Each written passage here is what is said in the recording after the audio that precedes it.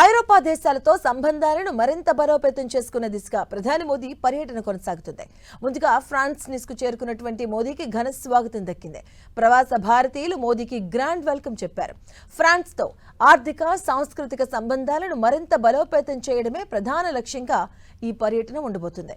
France అధ్యక్షుడు Emmanuel Macron, Slovakia ప్రధాని Robert Fico ఆహ్వానం మేరకు ఈ రెండు దేశాలు పర్యటించబోతున్నారు. ఇవాళ ప్రధాని మోదీ ఫ్రాన్స్ లోని నీస్ నగరాన్ని సందర్శించి అధ్యక్షుడు ఇమాన్యుయల్ మెక్రాన్ తో సమావేశం కానున్నారు.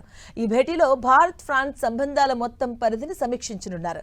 తన ప్రయాణానికి ముందు విడుదల చేసిన ప్రకటనలో మోదీ ఫ్రాన్స్ భారత్ వ్యూహాత్మక దృష్టిలో ప్రత్యేక స్థానం కలిగి ఉందని పేర్కొన్నారు.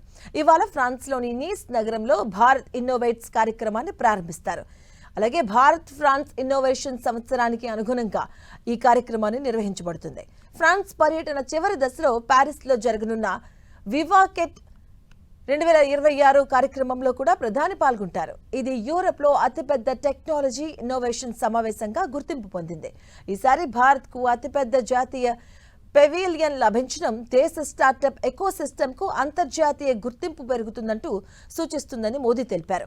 ఇక స్లోవేకియా పర్యటన అనంతరం ప్రధాని మోదీ ఫ్రాన్స్ లోని ఇవియాన్లోని ఈ నెల 16, 17వ తేదీల్లో జరగనున్న G7 శిఖరాగ్ర సదస్సులో పాల్గొనబోతున్నారు. భారత్ కు వరుసగా 8వసారి ఆహ్వానం లభించడం దేశానికి లభిస్తున్న అంతర్జాతీయ విశ్వాసానికి నిదర్శనమని ప్రధాని మోదీ తెలిపారు. భారత్ లో పెరుగుతున్న గ్లోబల్ ప్రొఫైల్, ఆర్థిక శక్తి, డిప్లొమాటిక్ ప్రభావం ఈ ఆహ్వానాల ద్వారా స్పష్టమవుతుందని ఆయన పేర్కొన్నారు.